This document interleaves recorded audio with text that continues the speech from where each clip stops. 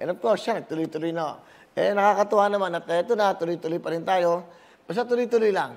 Tuloy-tuloy lang ang buhay natin. Ano ba ngayon? September 14. So, 50 na. Bukas. Okay, ilang linggo na lang. Magdedeklara na yung mga pinangangako sa inyo. Ako, ito naman payo ko parang bilang isang mamayang Pilipino, maging maingat na po tayo. Ang isipin na natin, yung kinabukasan na ng ating mga mahal sa buhay. Yung maiiwan natin dahil ito na ho. Another 6 years. Di ba? Okay, 3 years yung local government, 3 years sa mga iba. Puro pangako. Yung mga nangangako na yan. I-assess nyo. Binoto ko to Nangako ako. Natulungan ba ako nito? Ay, hindi. Di, huwag nyo na boto ulit yun. Binoto ko to, pero mabuti ginawa nito kahit hindi ako natulungan. Nakita ko gumagawa ng kabutihan sa ating bayan. Pwede natin itong patuloy ang kanyang serbisyo, di ba? Tala mo, iba talaga yung public servant sa isang politician. Ang politiko, naghihintay ng ano yan, botohan. Pero ang public servant, walang kapalit na boto ang iniintay niyan. Kaya dapat lahat tayo maging public servant. Sa abot kaya nyo, sa abot kaya natin, di ba? Yung piso, 2 piso, 5 piso, tulong pa rin yan. Di ba sa panahon ngayon? Isipin nyo, ilan ang kaso natin ngayon? I think less than 20,000 ba? Meron ba kayong kopya? Meron, pakita natin. Kasi umabot tayo sa ilan na. Pakita natin, 18,056, So, hindi ba? Hindi na bumaba. Dati 8,000 pala, nag-ECQ na. Ngayon, 18,000 na naman. Di ba? Mabuti naman, bumaba ng almost 10,000 dahil 8,000 dahil nag-26,000 na po tayo. So, sana mahirap talaga Sobrang hirap. Walang pwede makasolve nito. Kahit na anong sabihin nyo, kahit anong sabihin sa mga taong gumagawa ng mabuti, wala kayong magagawa. Mahirap talaga itong pinagdadaanan. Hindi lang natin. Ng lahat. Buong mundo Yung sa iba nga, nagrarally pa. Hindi ba? Ayaw talagang sumunod. Pero para sa atin ito, buhay natin to. Di ba? Ang sarap mabuhay. Ang sarap nang lumingiti tayo. Ang sarap na may niyayakap ka, may nagmamano sa'yo, may nag-good evening, good morning, may nagtatawanan, halakan. Di ba? Naalala niyo ba yun? Jason, nandiyan ba yung ano natin? Yung mga pumipila? Nakita nga natin. Kasi nakakamiss dito yung studio yun Naalala ko yung taping namin Tuesday, Thursday, Saturday. Sisimula kami ng alas 2, tatapos ng mga 6 yung una. Papahinga lang kami. Kain, sama-sama dyan. And then, be-break kami ng ilang oras. Ano na naman kami. Pero naman tayo. Pakita natin.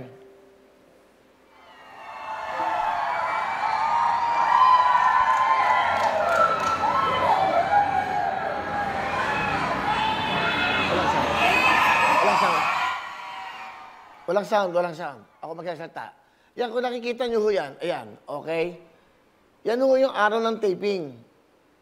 Bumabiyahe ang ating mga kababayan. Isipin nyo, nagre-renta ng jeep na 5,000. Nagre-renta ng mga bus. Di ba? Tapos yun, pag-renta, pakita nyo ba, ba't kayo nagmamadali, ha? Nilakad ka? Okay?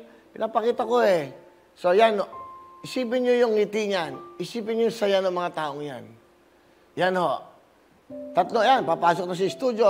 Nandiyan kami sa bandang likod. Minsan yan, hanggat inaabot na po ng gabi yan. Ito yung second batch sa ating taping. Yung una, yung masaya, yun yung alas 2. Di ba? Hanggang alas 6. Magbe-break lang kami ng mga 2 hours, kakain, papahinga sandali. Tapos habang kumakain kami, nagsisigawan po sila, naririnig namin. Alam niyo, parang ano to parang nag-excursion, nagpipiknik. Parang tourist spot na rin itong Wawawin Studio dito sa GMA. Kung mapapansin nyo, yung mga isa ibang bansa, nagpapapicture sila dito.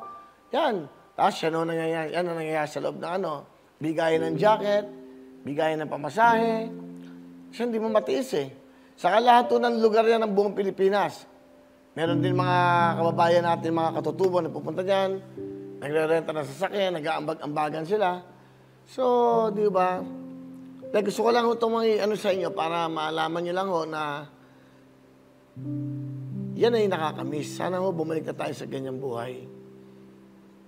Ngayon, bawal yan. Bawal ka yakapin, bawal ka mapapicture na malapit. Kailangan naka-face mask ka, bawal lahat yan. Di na po pwede yan. Wala nang hepe puree. Di ba? Wala nang puto ka na. Marami yung nawala. Dahil sa pinagdadaanan natin na to. Yan, sana dumating ang panahon, no, bumalik na tayo sa normal na buhay. Sana, di ba?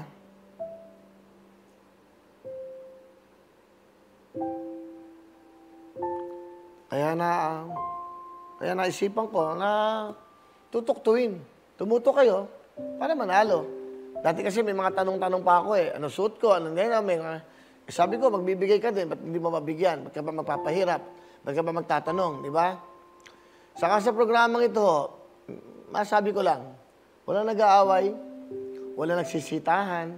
Maaaring may mga diskusyon sa proyekto, pero walang sigawan na hindi napapahiya ang tao, di ba? Ako lang, pinapahiya ko staff ko pag nagkakamali. Bakit? Ilang taon na kami magkakasama, nagkakamali pa. Di ba? Ko dapat maintindihan niyo yun. Ang pinaka-importante, dedication mo sa trabaho mo. You have to be professional. 1 minute late, mali na yan. Kasi may oras ka Di ba? Di ba, pag nagpa-plug ceremony sa eskwela, may oras, dapat andun ka ng 7 o'clock para magpanatang makabayan ka. Di ba? Pag na-late ka, nandun ka sa labas, di ba? Hahanapin ka ng teacher mo. Hindi mo na alam nangyayari, di ba? So, dapat talagang be on time. You have to be professional. Lagi ko sinasabi sa kanila, nalilate ba ang sweldo nyo? Nalilate ba ako? Di ba? So, sa totoo naman after 18 years, hindi na sila nalilate. Nakakatuwa naman. For 18 years na magkakasama kami. Hindi naman, inintay ko pa 18 years para magbago sila. Ang galing. But anyway, leadership yan Kaya ang sinasabi ko lang, leadership. Nasa leader niya yan. Ilang taon na ako sa noon time show. Wow. Apo, 1 linggo na po sila. MTV. Tapos MTV, Wawaw. Tama, no? Wawawi. Willing Willy. Wawawili. After ilang ta? Well time, big time. Sa kabilang channel. And after nun, 2015, 2 taon ako na ito. 2015, bumalik. Ito na po yun. Going 7 years na po ang Wawin dito po sa aking tahanan, na talagang dito ako nagsimula. Dahil dito ako na-discover ni Randy Santiago sa lunch date. Isang sidekick lang niya. Iba yung Howie Boys, iba yun. Iba yung ako. Kasi ako kasama niya ako dati sa Singapore as a drummer. So nagkasama kami. Kaya malaki din ang utang na loob ko kay Direk Randy Santiago. Dahil sa totoo lang, siya naman kasi magkasama kami dati sa Singapore, drummer nila ako, at siya yung Cicada Band. Pero dati, drummer ako ni Gary Valenciano. Kinuha nila ako kasi pupunta kami ng Singapore. So, leadership. Sa lahat ng mga nangangarap na magkaroon ng magandang programa, sa lahat ng mga